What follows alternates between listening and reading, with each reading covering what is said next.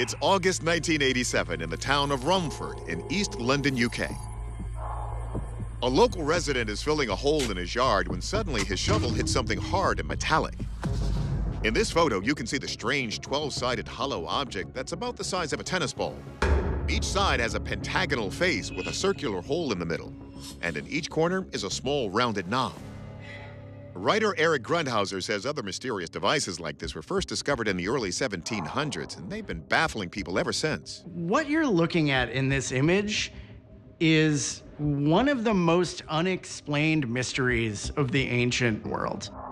Even though we found over 100 of them across Europe, no one is still clear on what exactly they are. They're known as dodecahedrons because of their 12-sided shape, but no one knows exactly how or why they were made. Grundhauser says some suspect the ancients may have used them for communing with the spiritual world. One of the theories surrounding these dodecahedrons is that they were used as divining tools by augurs or seers, some kind of die or rolling of the bones. So perhaps these devices were used to predict the future. They have 12 faces that could correspond with the 12 celestial signs of the zodiac, creating a sort of horoscope. Perhaps they were related to the first-century mystery religion known as Mithraism. This was a secretive cult centered on the god Mithras that drew heavily upon astrological symbolism. A similar connection to the star constellations was proposed by one of the greatest philosophers of all time. Plato had this idea of these shapes that were the ideal shapes of the universe. The dodecahedron was meant to represent the heavens, that the dodecahedron was itself a mirror of the shape of the universe. And what makes these objects even more enigmatic is that though they've been found throughout Europe, they're all precisely forged out of metal with the exact same design, though in a variety of small sizes. There's no mention of them in any written records. We don't know who created these dodecahedrons or how they were even created, but it doesn't look like it would have been easy given ancient technology. These mysterious contraptions have been uncovered in ancient military camps, temples, and even public baths. So in addition to a fortune-telling tool or religious totem, some have speculated they could be weapons, money, or even just a game. But after centuries of study, we're still no closer to the truth. So let's see if our experts can divine what this is. Anthropologist Kathy Strain explores whether the bronze object could have some religious or spiritual purpose, perhaps related to Mithraism, which was seen as an early rival to Christianity in the Roman Empire. Mithraism was a star cult. When you think about a star that is multifaceted, multi-edged, maybe this is something that could represent a star. It could be something that you kept in order to practice your religious action. But Strain reiterates that what complicates this theory is that these objects haven't just been found in temples and other religious sites. Knowing that they have been found in bathhouses, they've been found in Roman camps, we can't use that as evidence to say that this is a religious object. Archaeologist Dr. Ed Barnhart says these objects have sometimes been uncovered among caches of coins. Then perhaps this dodecahedron could be some form of money? It's very large and practical for a currency. There aren't any identifiable and repeating symbols. If an organized civilization is going to make a currency, it's got the bust of a Roman emperor or something on it. So it may not be a type of coin, but perhaps it still had a valuable purpose. I think that it's a survey object. I think that the balls on every corner let it securely attach to basically a tripod. The locations where we find these objects are fairly neatly where the Roman Empire expanded itself by building Roman roads. If you look through the hole on one side, whatever the other side you're looking through is a different diameter hole, which means they are very functional in terms of judging both distance and size of things out in front of you. The dodecahedron has 6 angles of view, and so if you know the size of an object, you can calculate how far away it is. By looking at the object through the device at a point where the two opposite circular holes are superimposed, you can determine the distance by plugging factors like the diameter of each hole, the distance between the two holes, and the height of the object into a simple geometric equation. Our verdict? We're going to go with Barnhart on this one and say this was likely a surveying tool. The need to be secured on a tripod would explain why the device has these seemingly extraneous knobs. But remember, there is nothing about these dodecahedra in the written records, and no molds for making them have ever been found, so we'll likely never know for sure.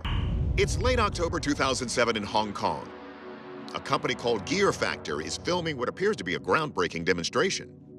As the camera rolls in the parking lot of a typical residential neighborhood, the front axle of a silver Vauxhall sedan slowly lifts off the ground. The rear axle soon follows, and suddenly the car is hovering in midair over the parking lot. You can hear what sounds like an engine whirring, but the only propellers appear to be tiny and attached to the doors. After a short 1-minute flight, it comes back down to rest on the ground. The company posted video online, and the internet goes wild at the prospect of a flying car. Journalist Eric Grundhauser says the flying car has long been the unicorn of automotive engineering. Since the early 20th century, there have been a number of potential flying car technologies that have been promised to roll out to the general public. In the 60s was a car that the government was almost going to roll out. Even in 2006, a company was promising to release a flying car. Arguably, the first flying car prototype, called the Avro car, was designed nearly 50 years ago as a secret military project during the Cold War. Resembling a flying saucer, it would have taken off and landed vertically before it was ultimately scrapped. Yet Grundhauser says there are various potential models for how flying cars could work in real-world scenarios. If you look at something like a helicopter, you could simply take off vertically, like technology known as eVTOL, which stands for electric takeoff and landing. This technology would allow vehicles to be much more maneuverable. We see the propellers on the side of the Vauxhall. So is that what's giving the car its lift? Helicopters use rotor blades that accelerate the air that passes over the top as they spin to create lift. But these are complex flying machines that require hundreds of hours of practice to master. So have we finally cracked the code for a car everyone can learn to drive and also fly? Let's let the experts take the wheel. The video seemed so unbelievable, we had to pay another visit to Michael Primo. You can see the glare from the reflection, assuming that it's coming in this direction, and we've got a shadow that is produced. Now, we know that these shadows can be produced artificially, but to this scale of an object in this type of environment, to manipulate that information would be very difficult, especially when this car begins to spin. I would say that this is less likely to be something that was artificially produced.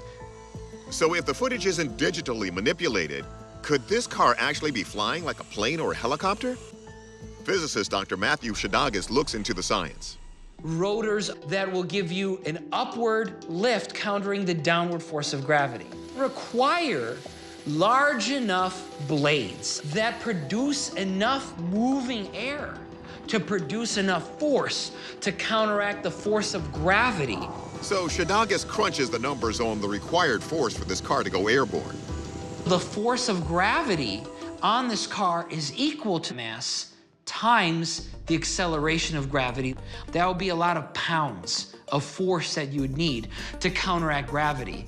And these puny little blades are just not going to make it possible. So if a heavy car model like this can't really fly with those little propellers, then is it actually a real car at all? This doesn't seem to be a natural reflection. In fact, you sometimes see what look like bumpiness on the reflection. You don't have bumpiness on glass, but you do have bumpiness on a balloon. We tracked down Gear Factor's owner, German entrepreneur Murti Ung, and he confirms that his flying car is in fact a high-tech balloon. We are producing flying objects, flying solutions for shows and events. I never had the intention to fool anybody. It was basically doing some marketing with something exciting. Our verdict, this is a promotional flying balloon that looks remarkably like a real car. It's part of a staged event run by Mertes Company, which is known for its innovative flying concepts. So sure, you could say the age of the flying car has arrived, but this one's too flimsy to transport anything but helium. It's February 2022 in Oklahoma City, Oklahoma. The Museum of Osteology, also known as the Bones Museum, makes a post about one of its newest artifacts, and the photo of it has the comment section going wild. The image shows an elongated skull with a strange metal implant embedded inside it. The skull found in Peru appears to be human, but the odd stretched-out shape of the bulbous cranial bones could suggest otherwise. The implant itself is coarse and bumpy, and is clearly not an organic part of the skeleton. It appears to be composed of two parts, an eye-like shape on top and a circle at the bottom. Forensic anthropologist Dr. John Verano, who studies prehistoric skulls like this for a living, was stumped when he first saw this image. I've never seen anything like this. I looked at it and I said, well, doesn't look genuine to me. Though this implant is rare, perhaps unique, author Heidi Hollis says there's a long history of elongated skulls in Peru. For us to be able to find elongated skulls, that's not the rare element here. Finding an elongated skull with a metal plate in it, now that takes the cake. Peruvian archaeologist Julio Teo discovered hundreds of elongated cone-shaped skulls buried in the Paracas region in the late 1920s. And Hollis notes that their surprising appearance makes some wonder if they could have extraterrestrial origins. In pop culture, we often do see aliens as being portrayed as having an elongated skull. From the popular Aliens movies to the gray aliens witnessed by people said to be abducted by alien beings. Recent genetic testing of the Peruvian skulls apparently found they had mitochondrial DNA with mutations unknown to any human or animal on Earth.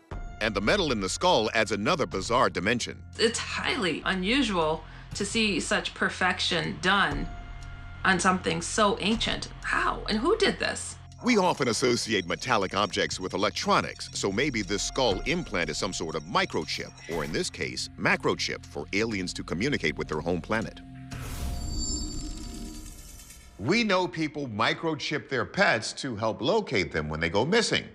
In the case of dogs and cats, a device the size of a grain of rice is implanted just under the skin, over the shoulder blades. Could this cranial implant actually track aliens? Does it reveal other ancient secrets? Or is this just one big hoax taking us all for a wild ride? Let's ask the experts. We turn first to anthropologist Kathy Strain to disentangle fact from fiction. There have been a lot of known hoaxes in archaeology, in particular with Peruvian skulls, crystal skulls that were found all over the world that were said to have been made by alien technology. Those were fakes. We know that they were cut by a jeweler's equipment, and so it's always possible that something can be hoaxed. But Strain says there's reason to believe the skull is authentic. We can see every element of what a human skull looks like. That is not easy to hoax, because bone is bone. We can also date this using radiocarbon, and so that would tell us for certain that it is 2,000 years old. So since the skull seems to be real, could it actually belong to an ancient alien who visited Earth from another planet? Archaeologist Dr. Ed Barnhart says that though we associate elongated skulls with aliens, there's historical evidence that they are in fact human. This shows what we call cranial deformation. And that means that probably when this individual was very young, boards were strapped to the skull so that it would elongate and change the shape of the skull. It was very prevalent in South America, where this skull is believed to have come from. Barnhart says it was generally people of elite status from Andean cultures like the Paracas who underwent this practice. Yet we know some people who claim they've been abducted by aliens who say they had metal devices implanted into their bodies. So maybe these are actually alien implants into human abductees who've undergone skull elongation. Or is it possible these South Americans were able to also carry out other complex skull modifications like this? We have found other skulls that have what we call trepidation and repairs to them. Trepidation is the practice of drilling or removing bone from a head that has undergone trauma. We know we still use this today. Roy from Siegfried and Roy, after he was attacked by the tiger, had to have this done because his brain swelled. Strange says a recent amazing discovery in Peru in late 2021 may solve the riddle. These are obsidian surgical tools found in what's believed to be a doctor's grave. Strange says this proves ancient South Americans actually had the know-how to perform this dangerous procedure. Yet even though trepanation is a recognized ancient practice, John Verano still isn't convinced this implant is authentic since he's never seen metal like this from that time. If this skull with its metal implant is genuine, and if it really reflects surgery and implant, of course it would be a significant historic discovery, but given that it doesn't look like anything I've ever seen in metallurgy in the Andes, that's why I have my doubts. So while John leans toward this being a hoax, there's plenty of other evidence to suggest this is the 2,000-year-old skull of a human who survived a life-threatening surgery. Our verdict? This skull is most likely an example of ancient trepanation. But until the skull is radiocarbon dated to confirm its age, concluding with absolute certainty that this artifact is authentic would be getting ahead of ourselves. December 2020. It's another beautiful day on the Southern California coast. In the sky above the Palos Verdes Peninsula in Los Angeles, a local flight instructor is giving a lesson when suddenly she and her student encounter something or someone in the airspace off their port side. As we zoom in slow-mo, we see what looks like a man wearing a jetpack, flying at an altitude of about 3,000 feet, roughly 20 miles off the coast. Now look close. You can see what appears to be legs dangling below a torso. And look right over here, a reflection of something metallic, like a backpack. But the strangest thing of all, there's no sign of exhaust. The jetpacks that are out there use kerosene, and they have literally multiple turbo engines attached to them. But even still, the sustained flight on those is 10 minutes max. It doesn't seem like he's close to coming down anytime soon, which says to me, he's maybe working with something special here. There are other people who have invented jetpacks that involved engines on their arms. This doesn't seem to be the case here. He doesn't seem to have any kind of complicated equipment or anything really bulky. Rumors of a similar flying figure have been swirling around Los Angeles for months before this sighting. So this guy in a jetpack had been spotted before, a couple of times actually, by pilots who were coming in for landings at LAX. But this was the first time he had been captured on video. The latest sighting was in August 2021. What's going on? There are a couple of theories around this that really interest me. One is that it could be some kind of secret military technology that's being tested. The other is the idea that this is the work of an amateur backyard inventor who's just not ready to reveal himself yet. This is far from the first time a flying human has shocked spectators. In 2007, a gas station owner named Kit Couch famously floated across Oregon using a chair and 105 balloons. But are these new sightings really someone on a jetpack? Our experts are cleared for takeoff. First, could these sightings just be weather balloons which have become deflated and misshapen into a humanoid-looking profile and caught in strong crosswinds? The only way that they travel at that velocity sideways is if the winds are really, really, really high. But when Dr. Hentz checks the winds over Palos Verdes that day, if you look at the winds in this lower part of the atmosphere, all of these winds all the way up to about 3,000 meters are about 10 knots or weaker. So this was a very, very calm condition. could this instead be a powered drone tricked out to look like a person? Our aviation expert Tim McMillan thinks not. We can rule out a conventional drone pretty easily because we don't see the quadcopters, the commercial drones of that nature, or even most of your military or industrial drones. You're gonna see wings or you're gonna see rotors. We don't see any of that.